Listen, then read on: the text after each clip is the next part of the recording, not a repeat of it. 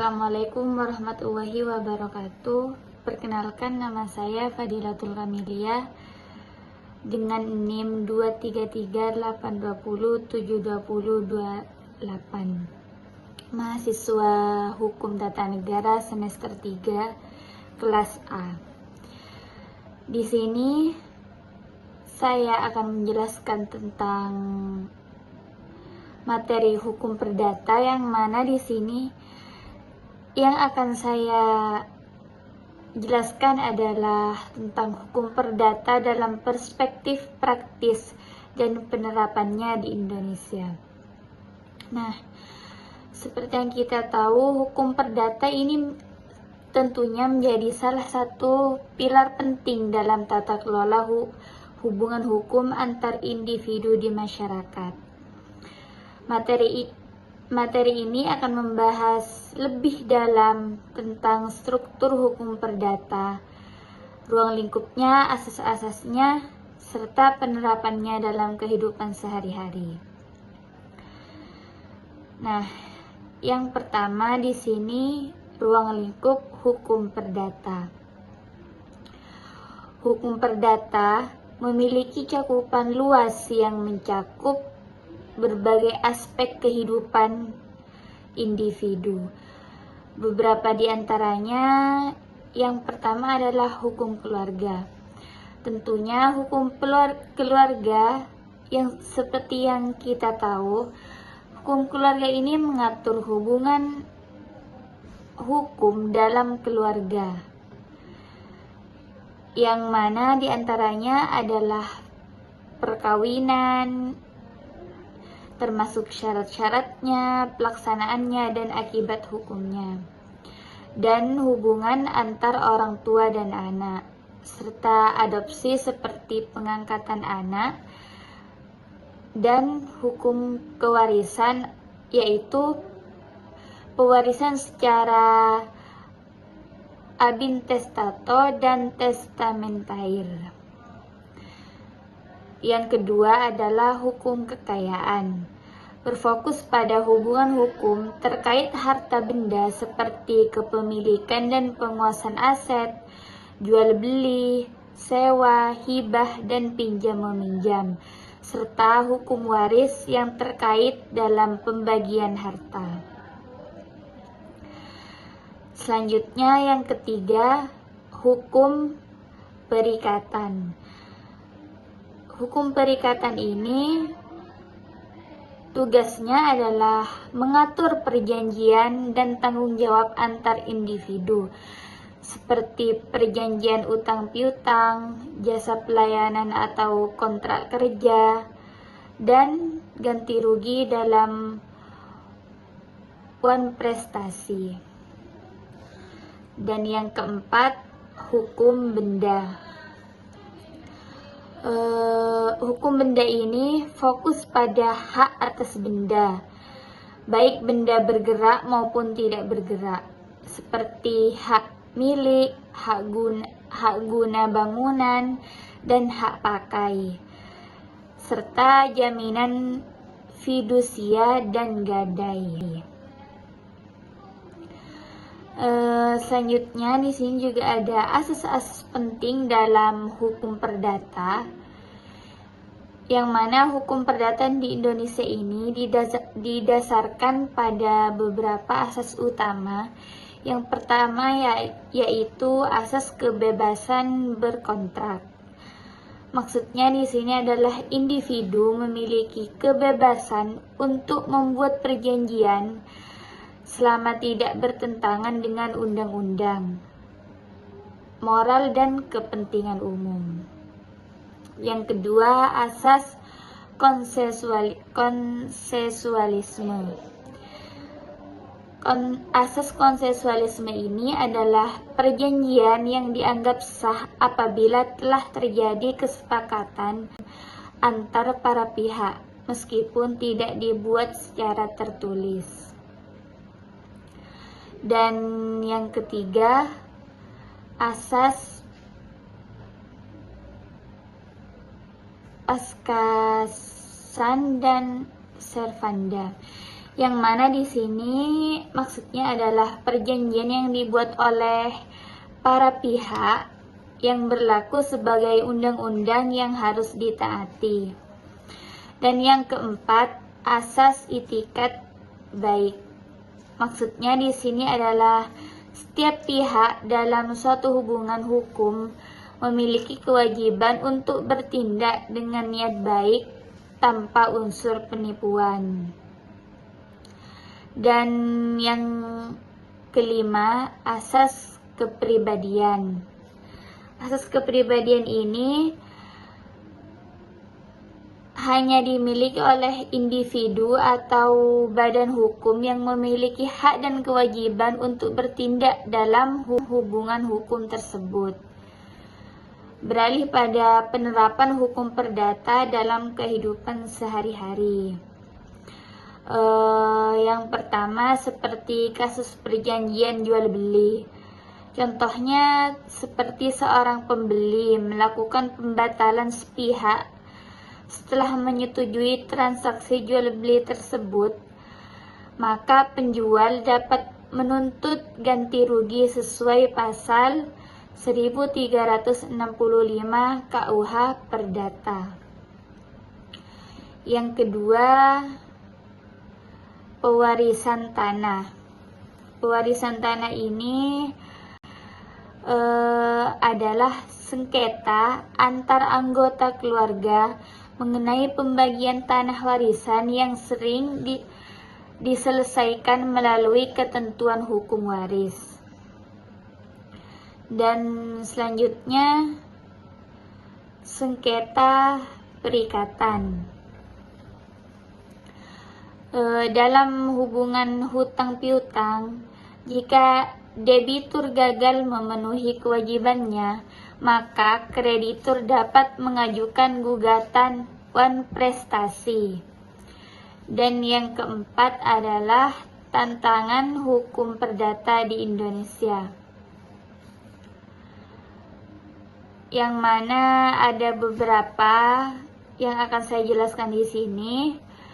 Yang pertama adalah dualisme hukum. Dualisme hukum ini adalah masih adanya penerapan hukum adat di beberapa daerah yang bersamaan dengan KUH Perdata yang menciptakan konflik normatif. Yang kedua, kurangnya pemahaman masyarakat. Banyak individu yang belum memahami hak dan kewajibannya sesuai hukum perdata, sehingga rawan terjadi pelanggaran atau penyimpangan, seperti yang terjadi pada kasus-kasus saat ini. Dan yang ketiga adalah proses hukum yang lambat.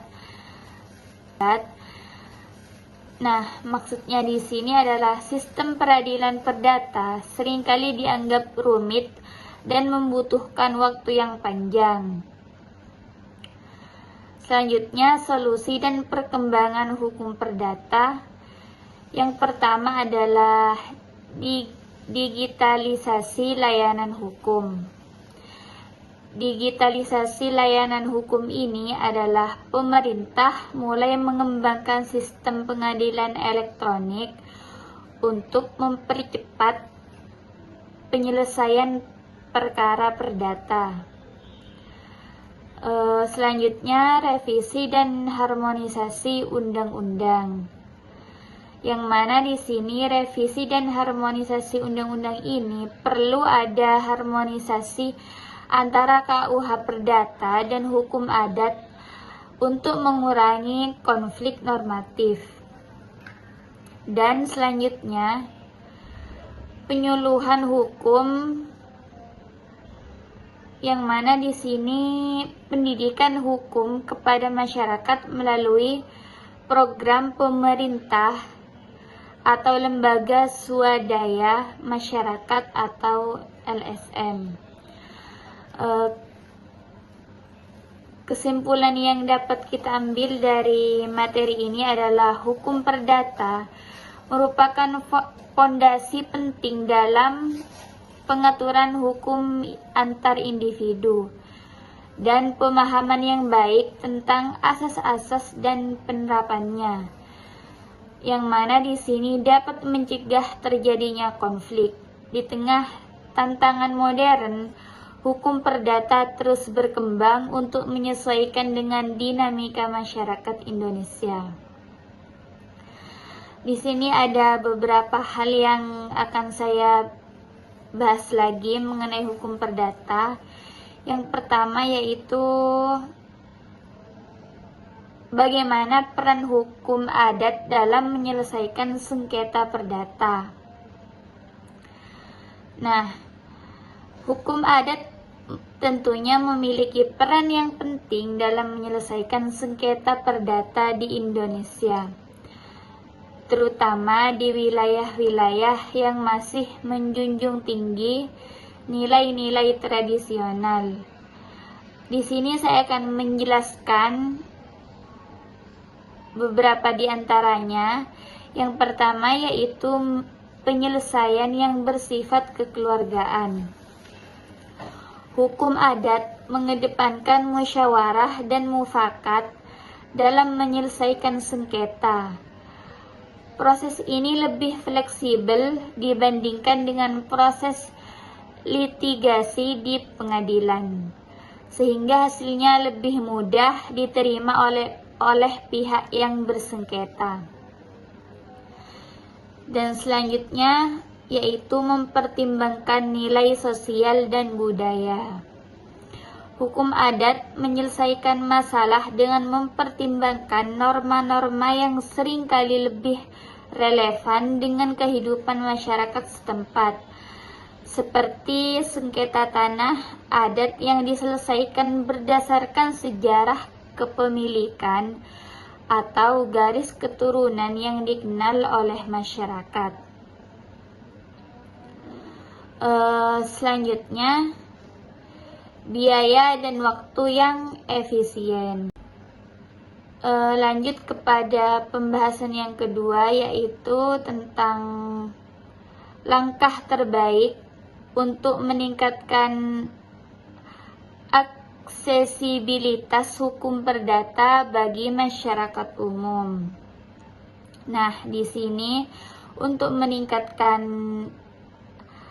aksesibilitas hukum perdata yang baik bagi masyarakat umum adalah langkah pentingnya yaitu menciptakan keadilan sosial.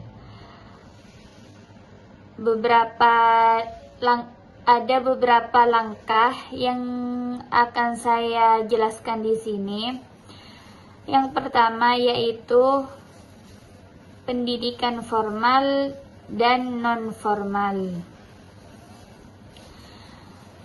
Maksudnya di sini adalah maksud dari pendidikan formal dan non-formal di sini adalah memasukkan pengenalan hukum dasar dalam kurikulum sekolah atau program pelatihan masyarakat.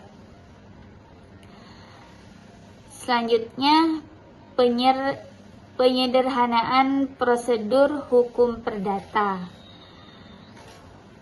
Proses litigasi yang lebih cepat, pengadilan perlu menerapkan sistem yang lebih efisien, misalnya seperti penggunaan e-kon atau mediasi online.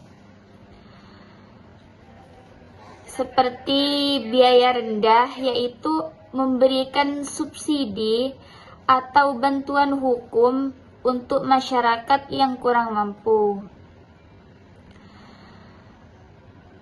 Selanjutnya, yang ketiga adalah peningkatan peran paralegal dan lembaga bantuan hukum atau LBH.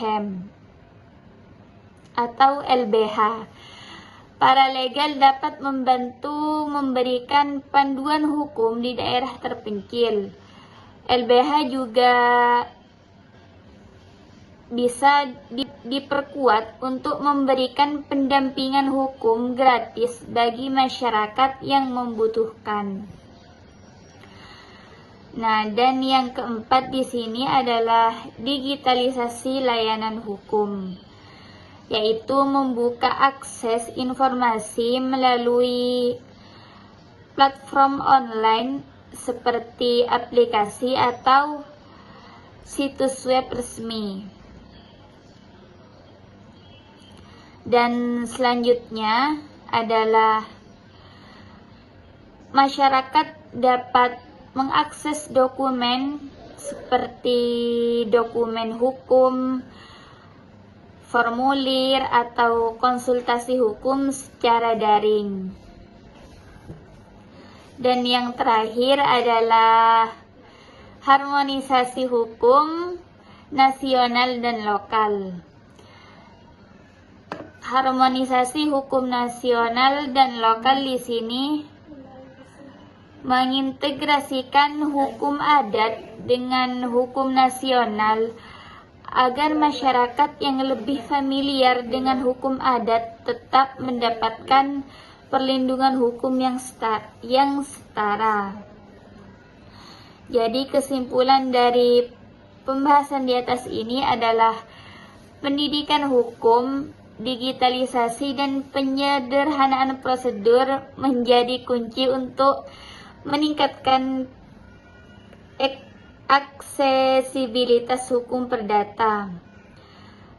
Pemerintah, akademisi, dan organisasi masyarakat perlu bersinergi untuk memberikan keadilan yang merata bagi seluruh lapisan masyarakat di Indonesia.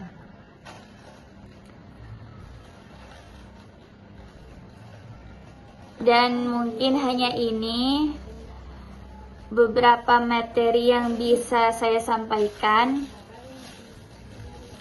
Semoga bermanfaat. Kurang lebihnya mohon maaf. Assalamualaikum warahmatullahi wabarakatuh.